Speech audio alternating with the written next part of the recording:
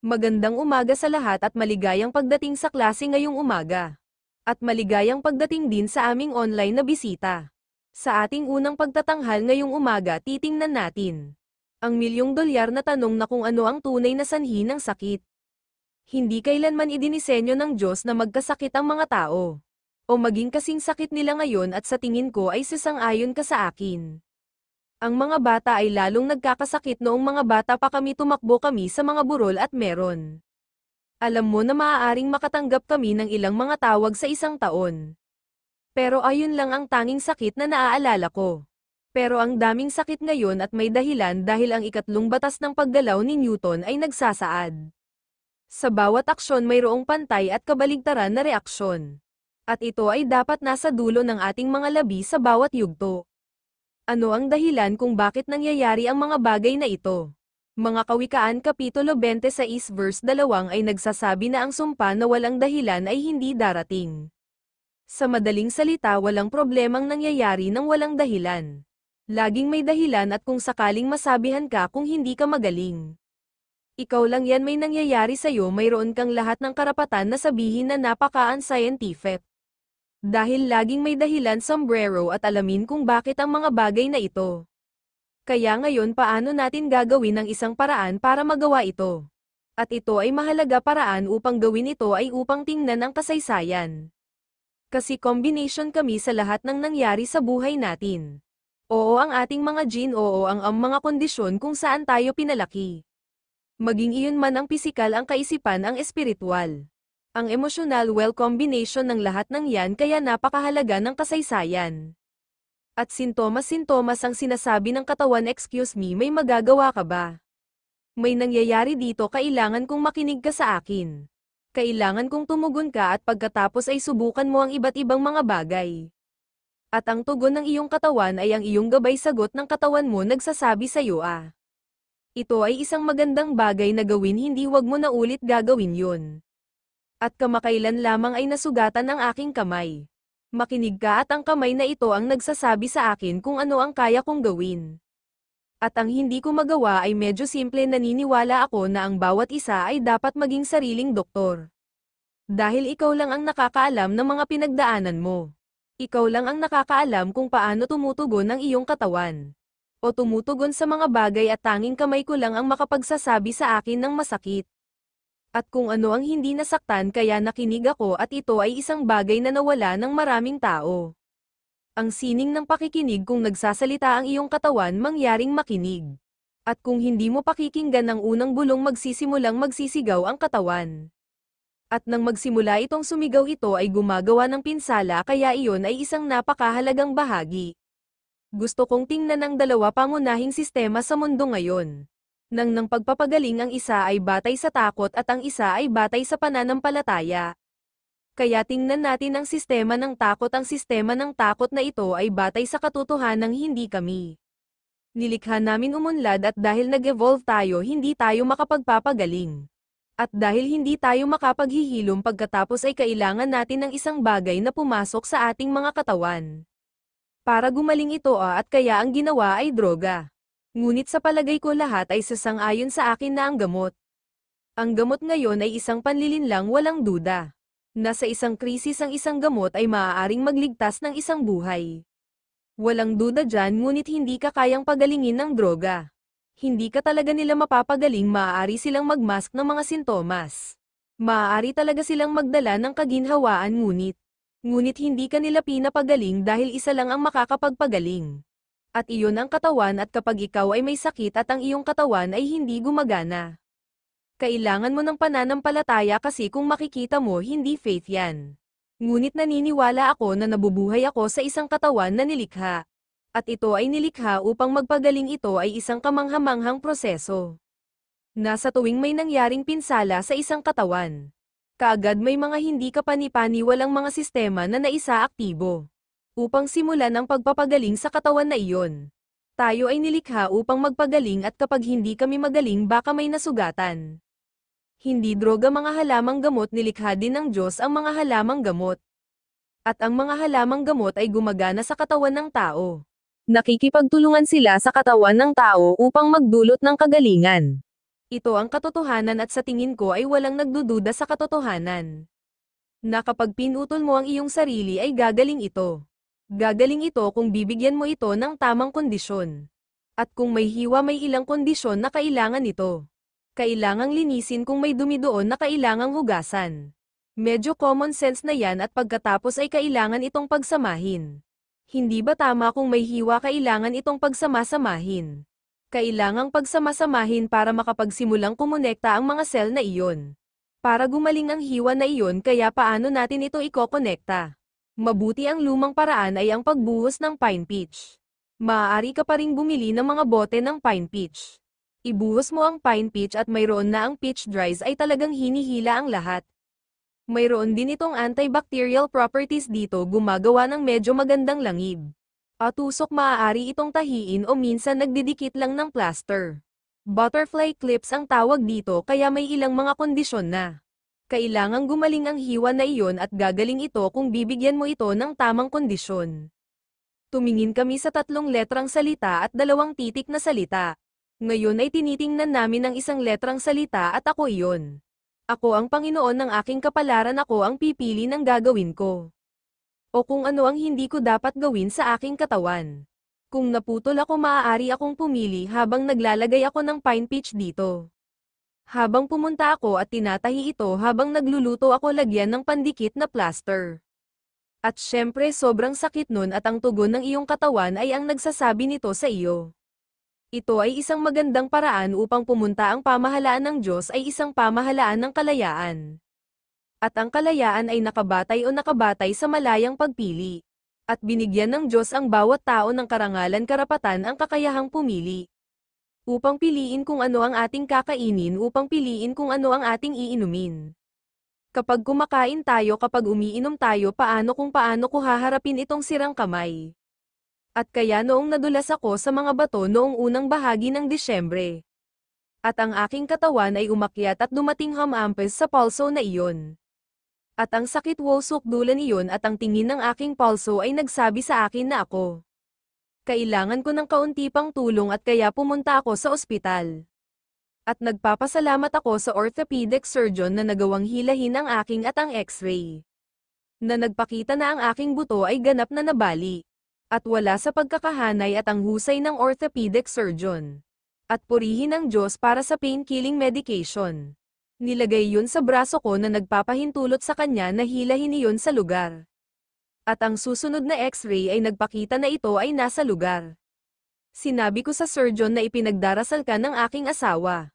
Ipinagdarasal ka namin at ako at upang iyon sapat na iyon at syempre pag uwi ko pagkatapos ay sinimulan kong ilagay ang mga patakaran ng bansa. Dahil alam kong ang bansang iyon ay isang kamanghamanghang halamang gamot. Na may growth stimulant dito at ang palayaw nito ay knit bone.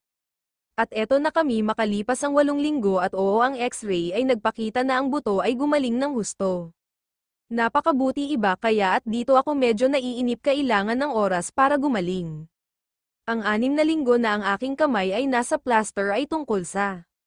Akala ko ba isa sa pinakamahabang 6 na linggo ng buhay ko. Parang hindi na mahaba ngayon pero sa oras na iyon. Bale nilabas ko ito kanina pinanatili ko itong hindi kumikilos. Ngunit tiyak na inilalagay ko ang mga halamang iyon sa oras. At iyon ay isang bagay na marami sa atin huwag bigyan ng oras ang katawan. Ang aking anak na babae noong siya ay mga 5 sabi niya mama. Tatanda na ako sa 1 minuto ngayon alam namin na hindi siya lumaki sa 1 minuto. Well gusto kong gumaling sa 1 minuto. Ngunit hindi ito gumagaling sa 1 minuto. Noong unang natanggal ang plaster halos hindi ko maibaluktot ang mga daliri ko ng ganoon. At ngayon kaya ko na silang yumuko ng ganyan ngunit hindi iyon nangyari ng magdamag. Ngayon buo pa rin ako buong pulso pero papunta na ako dun. Papunta na ako dun kailangan kong maging matyaga bagay na hindi ako masyadong magaling ngunit nangangailangan ng oras tulad ng ngunit ang sanggol ay lumalaki tulad ng paglaki ng halaman kaya ganun unti-unti kaming gumagaling at pinipili namin ang 2 sistemang ito at sinabi ng Diyos sa 2 Timothy 1:7 sabi niya hindi ko ibinigay sa iyo ang pagkalat ng takot ngunit ng kapangyarihang pag-ibig at isang matinong pag-iisip. Alam mo kung ano ang nagagawa ng isang matinong pag-iisip. Isinasaalang-alang nito na hindi kailangang matakot. Kailangan ko lang gawin ang tamang kondisyon at bigyan ito ng kaunting oras. Dahil naniniwala ako na sa ibang buwan makakabuo na ako ng kamao. Naniniwala ako na sa isang buwan pa ang hinlalaking ito ay magagawang hawakan ang kalingkingan na iyon. Hindi pa, medyo kailangan ko lang bigyan ito ng kaunting oras. Ayos lang kasi 2 weeks ago hindi man lang nito mahawakan ang pangalawang daliri ko.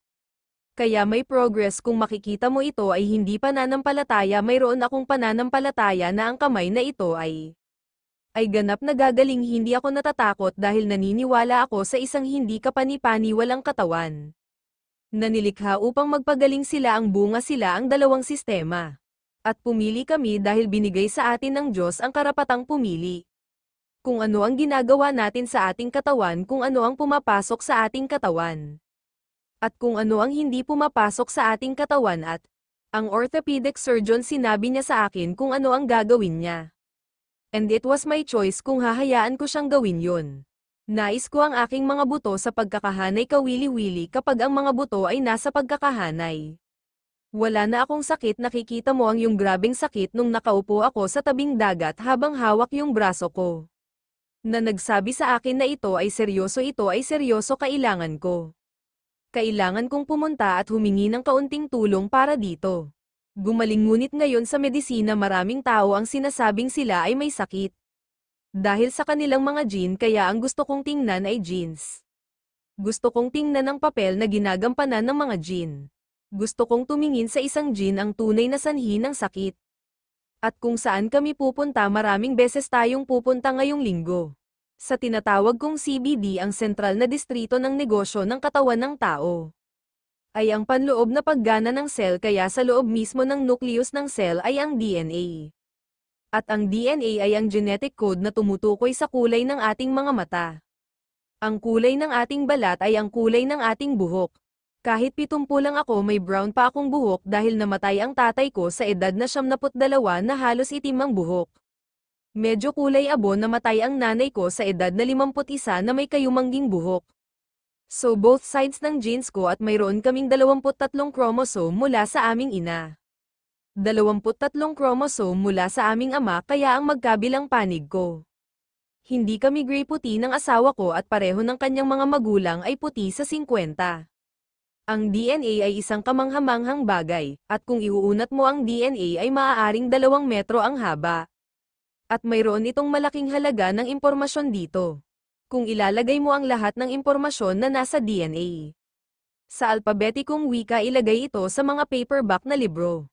Ito ay pupunta sa buwan at pabalik. Halos hindi ko maalis sa isip ko iyon. Parang isang matinding library, at ang DNA na ito ay binubuo ng pagkain na ating kinakain. Ang mga panlabas na hibla ay gawa sa polysaccharides. Kaya ang polysaccharides ay karaniwang nangangahulugang maraming asukal. At lahat ng kinakain natin ay binubuo ng maraming asukal. Ang juice na kinakain mo, kumakain ka ng likidong pagkain sa ngayon. Ito ay binubuo ng maraming asukal, yan ang outside strands. Ang mga panloob na banda ay binubuo mula sa mga amino acid. At ang mga amino acid ay isang pagkasira mula sa protina. Nakakainin natin at nakukuha mo ang iyong protina sa iyong mga inuming protina. Kahapon ang masarap na pagkain na marahil ay pinapangarap mo. Para sa susunod na 2 araw na sunflower burgers na may sunflower seeds. May maliit na tokwa, nandyan ang protina ng halaman. At lahat sila ay pinagdikit ng mga mineral, literal na pinagdikit tayo ng mga mineral. Sabi ng hypocrisy, hayaan mong pagkain ang iyong gamot at gamot ang iyong pagkain. At hindi niya alam kung ano ang ipinakita ko sa iyo ngayon. Na ang ating mismong DNA ay binubuo mula sa pagkain na ating kinakain. Walang magagawa ang makakapagpabago ng katotohanan. Wala akong magawa, maaaring baguhin ang katotohanan na ako ay maputi ang balat. Asul na mata, na kayumanggi ang buhok, humigit kumulang 5 talampakan 2. Kaya parang wala akong magawa, maaaring baguhin ang katotohanan na ang aking ina ay namatay na baldado. Sa isang wheelchair na may rheumatoid arthritis sa edad na 51. Parang konting hakbang lang, ngunit kahit na hindi ko maaaring baguhin ang kulay ng aking balat. Ang taas ko, maaari kong baguhin ang mga gene tungkol sa katayuan ng aking kalusugan. Hindi ba magandang balita yan kasi siguro napansin mo na hindi ako pilay. Sa isang wheelchair na may mga babaeng trauma arthritis. At lagpas na ako sa 51. I'm so glad that Dow Genetics may load the gun. Ito ay pamumuhay na humihila ng gatilyo, hindi yun namalayan ng nanay ko. Ang dami niyang ginagawa ay talagang nagpapakain sa kanyang arthritis. Maraming tao ang may sakit dahil sa kamangmangan hindi napagtatanto na ang kanilang pamumuhay. Kahit na ang iyong emotional status, kahit na kung ano ang iniisip natin, tiyak kung ano ang ating kinakain at iniinom. Maaaring i-on o i-off ang ating mga gene, kaya ako ay ipinanganak na may minanang genes. Patungo sa rheumatoid arthritis, pero wala ako, ngunit mayroon akong namamaganghing lalaki sa loob ng ilang taon. At nagsusuot ako ng Castle Compress dito tuwing gabi. And it's happy, and so when they x-rayed my wrist, sabi ko, may nakita ka ba sa thumb na yan? Medyo matagal bago sumagot kahit tumutugon ito at sabi ng Dr. O. May kaunting osteoarthritis doon at akala ko alam kong may something doon at sobrang saya ko. Bakit ako masaya? Dahil kakahit ko lang ng 70 at yun lang ang meron ako. Kung saan ang aking ina ay isang lumpo sa isang wheelchair. Genetic slides ang gum, ngunit ito ay pamumuhay upang hilahin ang gatilyo. At ang mga pag-aaral na iyon ay tinatawag na epigenetics. Ang epekto ng ating root ang ating pamumuhay sa ating mga gene. Maaari talaga nating i-on o i-off ang maong na iyon. Sa pamamagitan ng kung ano ang aming kinakain at iniinom na ang mabuting balita. Kaya ang gusto kong tingnan ay kung ano ang nakakaapekto sa. Ano ang nakakaapekto sa mga gene na ito, tinitingnan ito buong linggo talaga. Pero gusto kong malaman kung bakit tayo nagmana ng mga kahinaan. At nagmamana tayo ng mga saksi na nasa DNA, kaya ito ay isang mensahe na dumarating. Parang may ang tatay ko sa buong buhay ko ay may asma siya. Sa edad na 50 ay nasakop niya ito nang tumigil siya sa paggawaan ng gatas. Nang tumigil siya sa pagkain ng dairy, tumigil siya sa pagkakaroon ng asma. Isa ako sa 5 anak, sa unang 4 walang hika, ang ika-5 isang malubhang hika. Naalala ko ang pagdating ng ambulansya sa bahay namin. At dinala ang aking nakababatang kapatid na babae sa ospital ng malubhang hika. Mayroon akong 6 na anak, ang aking ika-5 anak na hika. And I guess that some says the luck of the draw. Hindi ko alam kung paano mo ito ilarawan, ngunit kung minsan ang mga gene ay dumaan at kung minsan. Minsan wala, at nagkakatinginan kami, napatingin kami sa mga kapatid namin. Ating mga anak, ang ating mga pamangkin, o nakuha nila ang mga paa ng kanilang ama. Nakuha nila ang ilong ng kanilang ina, dumarating sa lahat ng uri ng mga kawili-wiling paraan. Natalo ng kapatid ko ang kanyang hika sa edad na 40. Nang tuluyan na niyang pinigilan sina Derry at Reese. Ngunit ang aking anak na si Peter, na-conquer namin ang kanyang asma sa edad na 2 at 2. At siya ay na-diagnose na may malubhang physiological asthma. Tiyak na huminto sa anumang pagawaan ng gatas, tiyak na itinigil namin ang anumang trigo. Pero nagpunta din ako sa isang naturopath at natuklasan ko mga water treatment at herbs na maibibigay ko sa kanya. Siya ay nagkaroon ng kanyang huling asthma attack sa edad na 2. Natutuwa ako na ang genetics ay nagload ng baril. Sa ganitong pamumuhay na humihila ng gatilyo, kaya sa pagtatapos ng linggo. Nakakakuha ka ng crash course ngayong linggo, crash course sa kung paano alagaan ang katawan na ito. Sa totoo lang, sa tingin ko bukas ng gabi titingnan natin ang mga pulso. And I think Wednesday night herbs, sa tingin ko isang gabi ay titingin sa tubig. Mga paggamot, mga simpleng bagay lang na pwede mong gawin para mabawasan ang mga sintomas. At habang tumutugon ang iyong katawan, magsisimula kang makita kung paano. Ito ang nakakatulong sa katawan dahil kayang pagalingin ng katawan ang sarili. Minsan kailangan lang nito ng kaunting tulong sa ilang paraan. Kaya ang gusto kong tingnan ay kung ano-ano ang nakakasira sa ang DNA, dahil kung ang ating katawan ay idinisenyo upang pagalingin ang sarili nito. Bakit hindi gumagaling ito ay dahil sa mga gene. Ito ay dahil sa pinsala sa DNA, kaya kung ano ang nagiging sanhi ng pinsala. 72% ng pinsala sa DNA sinasabi sa amin ay sanhi ng kakulangan sa mineral. Mayroong isang libro na tinatawag na The Calcium Lie. Ni Dr. Robert Thompson. Ito ay isang kamanghamanghang libro. Siya ay isang medikal na doktor, ay malapit nang makalabas ng gamot. Dahil hindi gumagaling ang mga tao kaya nagpa siya siyang gumawa ng kursong nutrisyon. At namulat ang kanyang mga mata 72% ng pinsala sa DNA ay sanhi ng kakulangan sa mineral. Ano ba talaga ang nagbukas ang mga mata ni Dr. Robert Thompson? Ay iyon ang pagkain natin ngayon, walang sustansya sa loob nito. Na dati ay mayroon ito 80 taon na ang nakalilipas. Ito ay may dobleng dami ng mga sustansya kaysa ngayon sa katunayan. Ang ilang mga numero ay nagpapakita ng 80% higit pang mga nutrients. At ito ay ang kakulangan sa mineral, kaya kung ano ang nagiging sanhi ng kakulangan ng mineral. Mabuti kung ang lupa ay kulang ang mga halaman, kung gayon ang mga taong kumakain ng halaman ay magkukulang. Kaya bakit ito kulang? Bawat hakbang ay dapat nating itanong kung bakit. Ito ay dahil ang parehong mga pananim ay lumago taon-taon. Kapag ang isang pananim ay napupunta sa lupa, ito ay kumukuha ng mga sustansya sa lupa para makapag-grow upang magawa ang mais na may mansanas o. At kung hindi mo papalitan ang mga sustansyang iyon, tapos yung mansanas at mais na wala silang. Ito ay karaniwang mineral na kailangan nila, kaya kapag ang tao ay kumain ng halaman na iyon, hindi nila nakukuha ang mga mineral na kailangan nila. Ang isang organikong magsasaka ay palaging magpapakain sa lupa sa pagitan ng mga pananim at pinakakain nila ito ng compost. At pag-uusapan natin ang tungkol sa compost ng kaunti pa mamaya. Kaya kulang sa mineral, oo, kulang ang pinagmumulan ng halaman. Mga halaman na kulang sa mga tao ay magkukulang. Bigyan kita ng isang halimbawa. Ang isang organikong kamatis ay magbibigay sa iyo ng 9 na beses ng bakal ng isang karaniwang lumalagong kamatis, dahil ang organikong pagsasaka ay nagpapakain sa lupa upang ang halaman ay masustansya. Pero ang nangyayari din, kinukuha ng mga tao ang mga bagay na iyon ay naglalabas ng caffeine sa mga mineral. Ang caffeine ay gumagawa ng ilang bagay, sinisira ng caffeine ang mga neurotransmitters sa utak. At titingnan natin iyan ng kaunti pa at tingin ko sa Wednesday lecture. At iyon ang dahilan kung bakit masarap ang pakiramdam ng mga tao kapag umiinom sila ng kape. Dahil nagdudulot ito ng pagtugon sa krisis, sinisira nito ang mga neurotransmitter. Ngunit ang partikular na nais kong tingnan patungkol sa mineral ay inaalis nito ang mga mineral.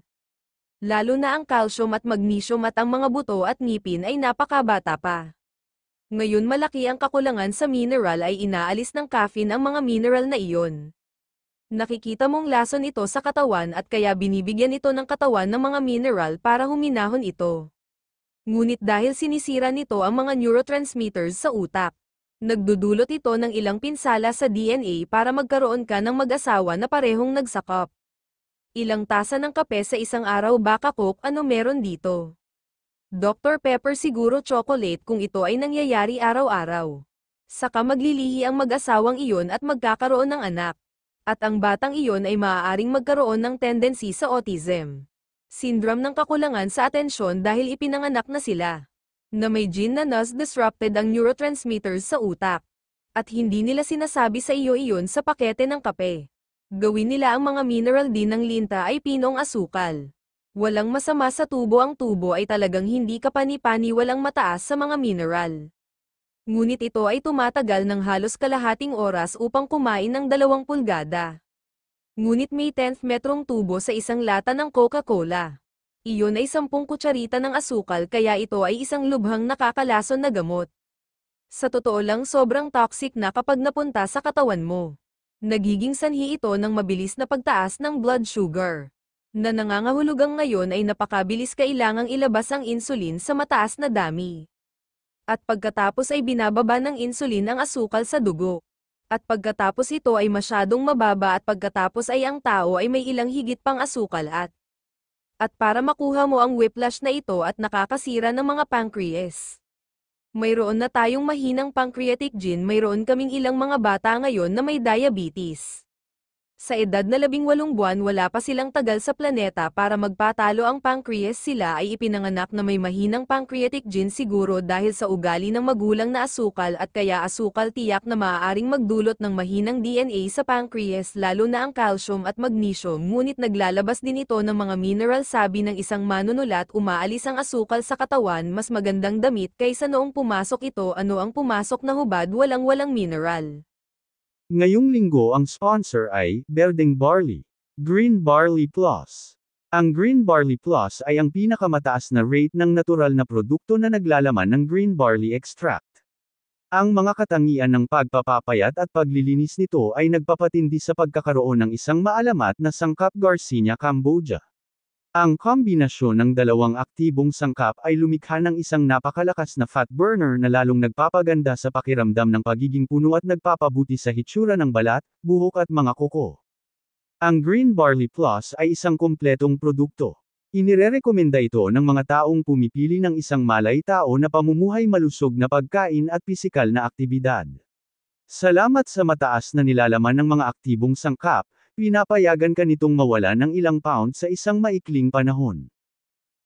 Walang mineral sa lahat, ito ay isang purong asid na puting asukal.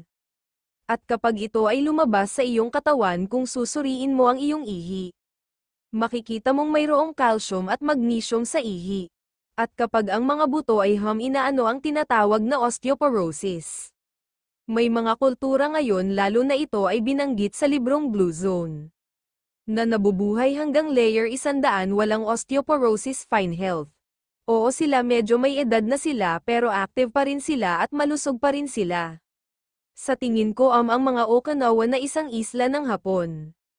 At ang mga Sardinian sa tingin ko Italyano na naninirahan sa kabundukan. At ang 7 maninisid ay silang 3 na nangunguna sa asul na zona. Ibig sabihin nabubuhay sila ng mahabang malusog na buhay. Kapag ang 3 karaniwang denominator ay napaka-aktibo nila. Ang iba pang karaniwang denominator ay nakumakain sila ng pagkain sa natural nitong kalagayan. Ito ay hindi hindi devitalized, ang ilan sa kanila ay kumakain ng karne at kung gagawin nila. Ito ay isang napakaliit na bahagi lamang ng dieta. And the other third one was their very social, kami ay mga sosyal na tao at ito ay isang mahalagang bahagi sa amin. So isa pang naglalabas ng mga mineral sa katawan? Ay alak. Ang alak ay isang nakakalason na lason, ito ay 15 taon na ang nakakaraan. Ang Australian Health Department ay naglabas ng hindi ko na nakita ang pahayag mula noon sinasabi nito na walang ligtas na dosis ng alkohol. Ito ay nakakalason na lason. Mga batang ipinanganak ngayon na may fetal alcohol syndrome. Mula sa mga magulang na may kahit ilang inumin sa isang linggo. Nakikita mong direktang nakakaapekto ang alkohol sa ang atay at gayon din ang utak at lithium mineral, ang isa ay tabako. Mga bata at ipinanganak ngayon na may mas kaunting alveoli sa kanilang mga baga. Maaari pa silang bumuo ng NYSEMA nang hindi naninigarilyo. Ito ay mga lason na naglalagas ng mga mineral sa labas ng katawan, kaya makikita mo kung ano ang nangyayari ngayon. Isa pang dahilan kung bakit nasisira ang DNA o may damage sa DNA ay malaki. Ang isa ay kakulangan ng mineral at gayon din ang pinsalang dulot ng mga lason na ito. Isa pang dahilan kung bakit nangyayari ang pinsala ay mga genetically modified na pagkain. Mga genetically modified na pagkain ay ang resulta ng DNA o dalawang magkaibang species. Pinagdugtong-dugtong sa pag-asa na lumikha sila ng isang kamatis na lumalaki sa nyebe, ngunit ito ay talagang hindi. Sa katunayan, ang kamatis na ito na genetically modified ay may maraming mga sentro sa na ito, wala itong kaparehong istrukturang molekular gaya ng isang kamatis na hindi pa genetically modified, at kaya ito ay may kakayahang makapinsala sa ating DNA. Pangulo ng Russia na si Vladimir Putin, nagpasa siya ng batas 20 taon na ang nakakaraan ngayon. Sa tingin ko anumang Ruso na nagtatanim ng genetically modified na pagkain ay ituring na isang terorista at nagbibigay pa siya ng lupa sa mga Ruso. Sino ang magtatanim ng organic non-GMO food ngayon ay isang bagay na hindi tumama sa pahayagan. Hindi ba maraming bagay tungkol sa Russia na tumatama sa dyaryo? Hindi ko alam, pero hindi ako makapaniwala anumang bagay na nabasa ko sa pahayagan na iyon. Medyo mahirap ngayon, ngunit genetically modified na pagkain may kakayahang makapinsala sa DNA, access sa electromagnetic field. Tayo ay mga taong elektrikal at ang electromagnetic field na lumalabas sa mga device na mayroon tayong lahat. Mga phone iPads at ang mga computer kahit na ang mga iyon ay mga hands-free na telepono. Medyo mataas na sila ngayon mayroon tayong lahat at kung paano natin sila minamahal. Natutuwa akong makapag-dialog ako sa aking pamilya sa WhatsApp. Habang wala ako pero subukan mong ilayo sa katawan mo. Ilabas mo ito sa iyong kwarto habang natutulog ka. Tinatawag itong silent killer at may kakayahan itong pumasok at makasira ng DNA. Maging maingat lalo na sa pagkakalantad ng mga bata. Napakadali ng maraming tao na patahimikin ang mga bata. Ano pagbibigay sa kanila ng device tahimik sila hanggang sa subukan mong alisin ito sa kanila. Alam mo ang pinakamagandang bagay para sa mga bata sa labas na naglalaro sa hukay ng buhangin. At alam mo ang pinakamasamang lugar upang ilagay ang iyong laptop. Huwag ka siya ay nasa iyong kandanggan protektahan ang mga hiyas ng pamilya. Nag-aambag sa mababang bilang ng thyroid at penile dysfunction sa mga lalaki. Nag-aambag din sa miscarriages sa mga babaeng may mga batang babae na nagkaroon ng laptop. Alam mo 10-11 habang ang mga itlog ay umuunlad at nagbabasa ako sa isang breast surgeon. At sinabi niya na ito ay nakakaalarma ang daming dalaga na nagkakasakit ng breast cancer sa dibdib kung saan inilagay nila ang telepono sa kanilang sports bra. Makakabili ka pa ng sports bra ngayon na may bulsa, na maaari mong ilagay ang iyong telepono at nagtataka ako. Kung gaano karaming pagpapalit ng balakang ang magaganap sa 40-50 taong gulang na mga tao kung saan ay 05-51 kadalasang nangyayari ang pagpapalit ng balakang sa mga 70 taong gulang. Kasama ang telepono sa bulsa ng balakang kung saan iyon. Kung saan napupunta ang femur na iyon sa pelvis na iyon. So keep ilayo ito sa iyong katawan hanggat maaari. Pati mga kemikal na nalantad tayo sa mas maraming kemikal ngayon. Kaysa sa anumang henerasyon na nabuhay sa planeta. Ang magandang balita ay at pagdaraanan natin ito bukas. Ay mayroon tayong atay na nilikha ng Diyos na may kakayahang mag-detoxify sa atin. Hindi ba magandang balita yan at ipapakita namin sa iyo ang mga kondisyon na kailangan nito? Upang ma-detoxify tayo mula sa mga ingay sa kapaligiran. Nakagawa ka ng isang mahusay na pagpipilian upang pumunta dito. Upang manirahan sa Springs Retreat kung saan ka dumaan sa isang 2 araw na detox. Mabisa yan unti-unti simulan ang pagkuha ng ilan sa mga kemikal mula sa iyong katawan tinatayang nasa 100,000 tayo mga bagong kemikal bawat taon. Nakakatakot yun di ba wala tayong masabi sa kapitbahay. Ngunit mayroon kaming kabuoang say sa amin mayroon kaming kabuoang say sa ang mga damit na sinusuot namin dahil alam mo may mga tela ngayon na ginawa sa isang laboratorio ng kemikal at iyon ay polyester. Nylon at acrylic noong bata pa ako lahat ay cotton. Maliban sa taglamig magkakaroon kami ng woolen jumper. Ay hindi isang matinik na Diyos ay hindi kailanman hinawakan sa amin. Dahil nasa ilalim namin ang aming cotton shirt ang makapal na lumulukso. Ay darating sa napakaraming nida na paraan ay ang kemikal. Huminto upang malaman kung ano ang nasa iyong labahan. Kung ano ang nasa anumang bagay na humahawak sa iyong katawan. Lalo na ang mga kababaihan dahil ang mga lalaki karamihan sa kanilang mga damit ay bulak lamang. Pero gusto ng mga babae ang magagandang bagay maraming magagandang bagay ang ginawa mula sa mga iyon. Ang mga kemikal na iyon ay tinitingnan natin ang mga tela ng kaunti pa. Sa ibang lecture pero para lang ipakita sa iyo ang dami. Mga nakatagong paraan na maaari tayong malantad sa mga kemikal. Tinitingnan ang mga bagay na maaaring makapinsala sa DNA. Din kung ano ang maaaring makapinsala sa DNA ay amag. May kakayahan ng amag at nakikita natin ito sa kalikasan. Maaari itong magdugtong sa DNA ng mga halaman meron pang ang kuhol na kapag fungus nakukuha sa kuhol na ito ang maliliit na antena ay humahaba. At may kulay sa kanila nangyayari ba ito sa mga tao? Oo ito talaga ay isang posibilidad at amag ay isang bagay na maraming mga tao. Hindi mo alam ay ganoong panganib kung magbabasa ka ng Biblia ang sabi kong inaamag ang bahay. Kailangan mong linisin ito, ilabas ang mortar. Sa palagay ko karamihan sa mga bahay ay gawa sa bato. Linisin ang mortar out remort, hugasan ang lahat ng ito remortar ito. Pagkatapos ang bahay ay dapat isara at pagkatapos ay bumalik sila makalipas ang 2 linggo. Kung binuksan nila ito at muling lumaki ang amag sila kinailangan nilang lansagin ang bahay at dalhin ito sa. Noong unang panahon sa Biblia sinabi nitong dalhin ito sa isang maruming lugar sa labas ng lungsod. Buti nga dapat sirain ang bahay, ito ay isang nakakalason na bagay. Dahil maraming tao ang hindi nakakaalam ng kanilang panganib. Ang panganib ng amag, ano ang amag? Ito ay isang microorganism. Ano ang ibig sabihin ng micro? Ang ibig sabihin ng microscopiko ay hindi mo ito nakikita ng mata. Organismo na nangangahulugang ito ay nabubuhay at ang mga microorganismo ay nasa lahat ng dako.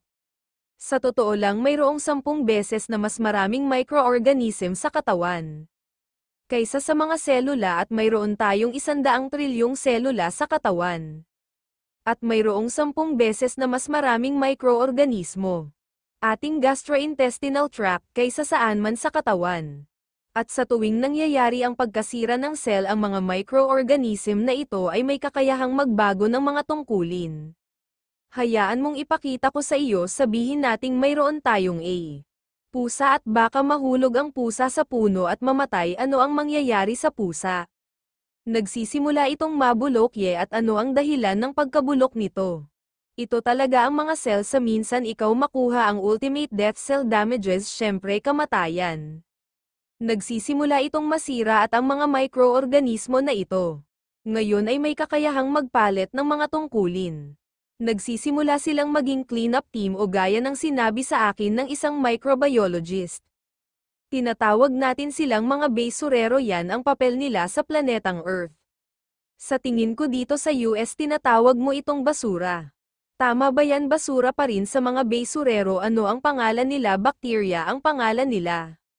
Yan ang bakterya, yan ang ginagawa ng bakterya. Mayroon itong role sa planeta. Ito ay upang linisin ang basura habang nagbabago ang kapaligiran. Gayun din ang mga microorganismo habang ang bakterya ay nagsisimulang masira ang bagay. Dahil iyan ang ginagawa ng mga organismong ito ang kanilang papel sa ikot ng buhay. Ang kanilang tungkulin ay ang paghiwa-hiwalayan ng bagay. At ibalik ito sa alabok. Hindi gumagana ang kamay kaya dati. Hindi gumagana ng maayos. Iyan ang ginagawa ng mga microorganism na ito. At iyon ang nangyayari sa patay na pusa na bagay. Ibinabalik ito ng mga microorganismo sa alikabok at habang gumagana ang bakterya sa bagay na ito. Ang pagbaba nito ay nagbabago kaya habang sinisira ito ng bakterya. Nakakakuha tayo ng mga pagbabago. Ngayon nagbabago ito sa ibang anyo. Ngayon ay nagiging mga exterminator at ang pangalan ng exterminator ay yeast fungus. Tandaan kung ano ang iginuhit natin dito, iginubuhit natin ang ikot ng buhay. Isa pa ay isang virus, yeast fungus. Kailangan nila ng host tulad ng ginagawa ng virus. Yan ang mga exterminator habang nagbabago ang kapaligiran. Gayun din ang mga mikrobyo na sila ngayon ang nagiging tagapangasiwa. Ano ang ginagawa ng mga undertakers? Ang mga tagapangasiwa ay nag-aalis ng mga patay na bagay. Anong pangalan nila? Yan ang molde at hindi nagtagal pagkatapos ng yugto ng amag. Na ang bagay ay ibinalik na ngayon sa alabok, kaya ang iginuhit ko para sa iyo dito ay ang carbon cycle. O ang ikot ng buhay, at ang ikot ng buhay estado walang nilikha at walang nawasak. Nagbabago lang ng anyo yan ang carbon cycle. Ito ay dinisenyo ng Diyos. Ang mga mikrobyo na ito ay dinisenyo ng Diyos. May papel sila sa planeta at ang kanilang tungkulin ay ibalik ang bagay sa alabok. At kapag naisip mo ito, kung hindi dahil sa mga microorganism na ito, napakaraming basura sa planeta, hindi ka mabubuhay sa planeta. Ito ang ikot ng buhay at ito ay isang mahalagang bahagi ng pag-unawa. Kung paano gumagana ang katawan ngayon, ang doktor o ang siya ay talagang isang chemist na nagpasikat sa teorya ng mikrobyo ay si Louis Pasteur. At mahal ng lahat si Louis Pasteur series. Sabi kasi ni Louis Pasteur, kawawa ka, sobrang sakit mo, isang mikrobyo ang tumalon sa iyo at nagkasakit ka. Inumin ang gamot na ito para patayin ang mikrobyo na iyon. Ngunit ito ay talagang sumasalungat sa dahilan na teorya. May isa pang kontemporaryo pinangalanang Antoine Bouchon. At sabi nitong Frenchman mga sakit na dulot sa US at opisina. Tingnan ang dalawang ganap na magkaibang teorya ngunit wala talagang may gusto sa teoryang iyon. Sakit ipinanganak inosenteng opisina nagustuhan ng lahat si Siri. Nagustuhan ng lahat si Siri dahil inaalis nito ang lahat ng responsibilidad para sa kung ano ang nangyayari sa katawan. Ito ay tulad ng teorya ng gene. Ang mga gene ay nagdudulot ng sakit na inaalis ang lahat ng responsibilidad sa mga nangyayari sa katawan ko. Sinisisi ko ito sa mga gene o sinisisi ko ito sa mga mikrobyo at sa 2020 nagsara ang buong mundo dahil sa isang mikrobyo pero alam mo hindi mabubuhay ang isang virus nang walang host. Alam mo bang hindi mabubuhay ang virus kung walang host? At bakit nandyan ang dapat nating itanong bakit nandoon ang bakterya? Bakit may yeast, fungus o virus doon? Bakit nandoon ang amag? At ang mga numero ng CDC noong 2021.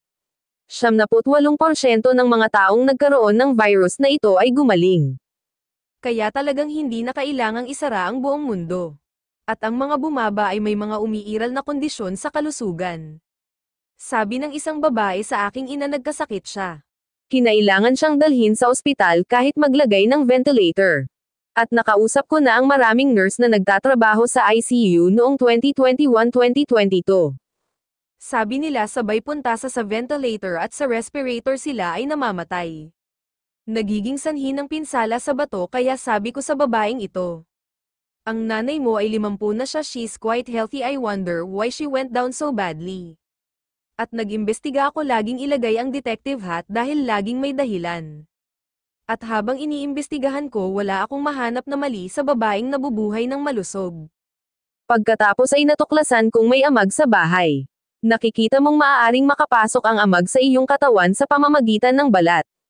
Maaari mong hininga ito at maaari mong lunukin o pumunta sa pagkain. At maaari rin itong mailipat ng sexual and I went kaya nagkaroon na ng problema sa katawan niya. At ito lamang ang tip sa kaliskis na balitaan mo na ang dayami na nabali ang likod ng kamelyo. At nangyari iyon sa maraming pagkakataon. Last straw pa lang yun. Ngunit tingnan natin si Antoine Beauchamp at kung bakit niya sinabi. Sakit ipinanganak inosenteng opisina ginugol niya ang halos buong buhay niya sa pagtingin sa mikroskopyo. 6 na beses na propesor karamihan sa atin ay hindi makakarating sa isa. 6 na beses na propesor ang taong ito na alam niya ang kanyang mga bagay. At nagkaroon siya ng patay na pusa isang araw na nag-eksperimento. Nakakuha ko ng isang patay na pusa na binalot ito sa isang lalagyan ng airtight. Ngayon ano ang mangyayari kung ang isang pusa ay natuyo sa? Ngayon ano ang mangyayari kung ang isang pusa ay natuyo sa bush? Sasabihin ko sa iyo kung ano ang nangyayari sa Australia. Lumalabas ang mga dung beetle pagkatapos ay nangingitlog ang mga langaw at nagsimulang kainin ito ng mga uod. May kagat ang kookaburra, may kagat ang uwak, ang dingo ay may kagat ng USA. Ito ang lahat ng mga buwiter, hindi ba't ang mga scavengers ang tumutulong para maibalik ang bagay sa alabok? Ngunit Antoine Bouchon airtight lalagyan, walang dung beetle, walang uod. Lalagyan ng airtight, after 4 months binuksan niya ang lalagyan at alikabok ang pusa. Kaya kung ano ang nagdala ng pusa pabalik sa alikabok. Ang ultimong pinsala sa cell ay kamatayan, kaya nung namatay ang pusa. Ang mga mikroorganismo na gumaganap ng mahalagang papel sa pamumuhay. Tumatakbong pusa kinuha ang kanilang suit of clothes kung sasabihin. At ilagay ang kanilang mga guwantes na goma at apron. At naging mga basurero ang pangkat ng paglilinis habang nagbabago ang kapaligiran. Ang mga tagapaglipol habang nagbabago ang kapaligiran. Ang mga tagapangasiwa hanggang sa kalaunan ay bumalik si pusa. Sa alikabok kung ano ang sinasabi ng mangangaral sa libing. Abo sa abo, alikabok sa alikabok, ano ang tinutukoy niya? Ang tinutukoy niya ay sa kabaong na iyon malapit na. Ang bagay na iyon ay babalik sa alabok, ito ang ikot ng buhay. Na may matinding pananabik at kambal. Kinuha ni Beauchamp ang alikabok at inilagay ito sa ilalim ng mikroskopyo. Ito ay buhay na may mga mikroorganismo. Mula sa patay na pusa, tandaan ang pangunahing batas ng agham. Walang nilikha, walang nawasak, ito ay binabago lamang. At ito ang dahilan kung bakit mayroon tayong mga compost bins. Narito ang isang halaman sa aking hardin sa Misty Mountain. Mayroon kaming 3 compost bins sa Misty Mountain. At naglagay kami ng mga scrap mula sa kusina. Naglalagay kami ng mga damo mula sa hardin. Gusto naming magpalit-palit ng mga scrap mula sa kusina at lalo na ang mga tangkay ng mais at ang mga tangkay ng broccoli. Pinapanatili itong medyo mas inis. At inilagay ko ang compost sa aking lupa. Palagi akong naglalagay ng compost bago ako maglagay ng isa pang pananim. Ano ang inilalagay ko sa aking lupa kapag naglalagay ako ng compost? Naglalagay ako ng mga microorganism kaya may 3 compost bins ako sa bahay. Halos isang bakuran sila, tinatawag namin itong 1 metro sa 1 metro. Isa idinagdag ko 2, isa ang nakaupo naghihintay para sa ikot ng buhay na ibalik ang lahat ng bagay sa alabok. Ang ikatlong compost bin. Alam kong handa na ito dahil may mga halamang kamatis na lumalabas dito. Dumarating ang pumpkin pants, minsan lumalabas dito ang mga halaman ng papa. At mayroon akong litrato na nakasquat ako sa compost bin, hindi yung 2 yung back to dust at inaamoy ko at amoy lupa. Handa na itong pumunta sa aking hardin at puno ito ng mga microorganismo. Sundan natin ang buhay ng mansanas, ito ay mga microorganismo na nagiging sanhi ng pag-unlad ng bulaklak. Ito ay mga microorganismo na nagiging sanhi ng pag-unlad ng mansanas. Ngunit ang mansanas ay hindi handang kainin, ito ay masyadong mapait, ay dapat pahinugin. Kung ano ang nagpahinog sa mansanas sa parehong mga microorganismo. Nagbabago sila ng mga tungkulin ayon sa kapaligiran. Tapos walang kumakain ng mansanas. Ano ang mangyayari sa mansanas? Ito ay nabubulok sa ilalim ng pagkilos ng parehong mga microorganism. Nagpalit lang sila ng role. Nagbigay ng isa pang ilustrasyon si Antoine Buchan. Inahing-inahing nakaupo sa 10 itlog, may lumapit at marahas na inalag ang itlog. At ibinalik ang itlog sa ilalim ng inahing manok. Babalik ako makalipas ang 2 linggo. May lumalabas na maliliit na manok, nasaan ang itlog na pinagpag. Inalis na ito ng inahing manok mula sa pugad, sanhi ng masamang amoy. Nagbibigay ng medyo masamang amoy, lahat ng bagay na ito ay hindi ito. Ano ang nangyari sa loob ng itlog? Ito ay isang selyadong unit. Walang pumasok doon, ito ay isang sealed unit kapag inalag ko ito. Nagdudulot ako ng napakalaking pinsala sa cell ang mga microorganismo. Bahagi sana iyon ng pagbuo ng munting manok, kailangan na ngayong magpalit ng mga tungkulin. Hinubad na nila ngayon ang kanilang suot ng damit. Sabi ko magsalita, isinuot ang kanilang rubber gloves at apron at naging mga basurero. Pagkatapos ay ang mga exterminator sa mga undertakers. Hanggang sa huli ang bulok na itlog na iyon ay bumalik sa alabok. Ito ang ikot ng buhay, at kaya kung mayroon mang bakterya, fungus, molar, tungkol sa malalaman natin kung bakit nandoon. Florence Nightingale, hiniling siyang pumunta sa Scott Arry. Ang Scott Arry ay ang daungan kung saan dinadala ang mga sugatan sa Crimean War.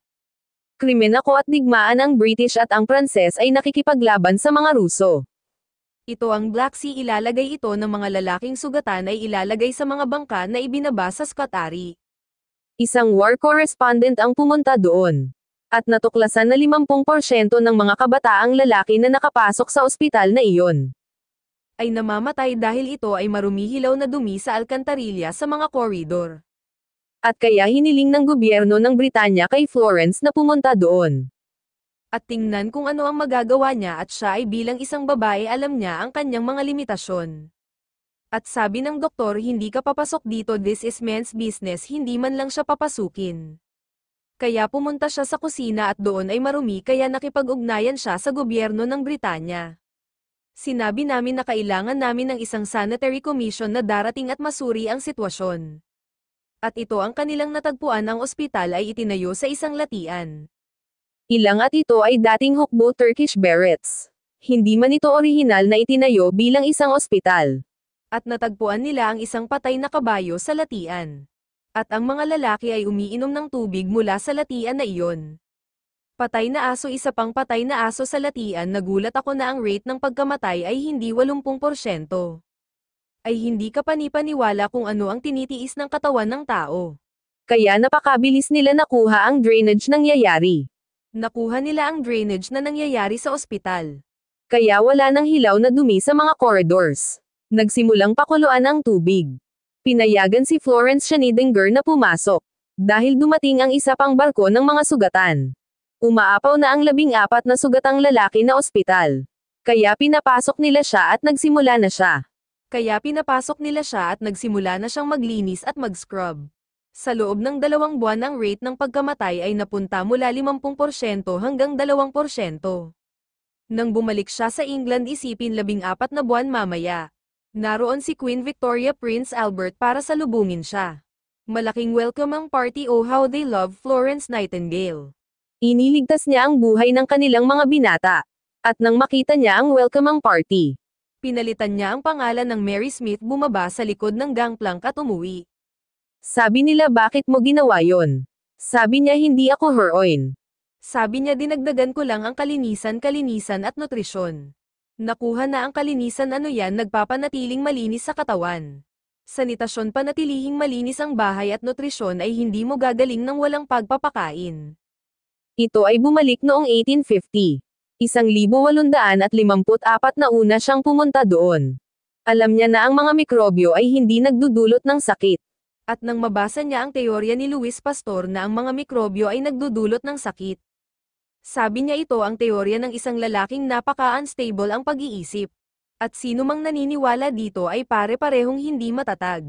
Dahil ang mikrobyo ay hindi nagdudulot ng sakit ang mga ito ay resulta ng hindi nakakatulong na mga kondisyon. Ang mga mikrobyang ito ay gumaganap ng napakahalagang bahagi sa planeta. Nakikita mo sa lupa itong mga micro. Sila ang may pananagutan sa huling pagkasira ng mga mineral. Responsable sila para sa pagsipsip ng mga mineral mula sa lupa. At sa halaman pinoprotektahan ng mga microbes na ito ang halaman laban sa anumang nakakapinsalang pathogens. Na maaaring nasa lupa ang mga mikroorganismo na ito ay nagpapalusog sa halaman. At alam ng halaman na kailangan nito ang mga mikroorganismo na iyon. Kaya 50% ng gasolina na ginagawa nito mula sa photosynthesis. Nagpapadala ito pabalik sa mga ugat upang pakainin ang mga mikrobyo. Parang sinasabi ng halaman na please stay, papakainin ka namin ng maayos. Kaya naman mayroon ang mga organikong tinatanim na prutas at gulay. Ay may mas mataas na nilalaman ng mineral dahil sa mga mikrobyo sa lupa. At sa tuwing maglalagay ka ng compost sa lupa, naglalagay ka ng mas maraming mikrobyo sa lupa kaya dapat ay mabuhay. Lining sa gastrointestinal tract isang vilya na parang mga ugat ng halaman. Nilalagyan sila ng tinatawag nating microbiome. Ang malusog o ang palakaibigang bakterya. Lactobacillus acidophilus bifilus bacteria at linya sila. Linya nila sa VLI yan. Pwede mo bang hilahin yan para sa akin? Hindi pa malakas ang mga kamay salamat po nakahanay dito.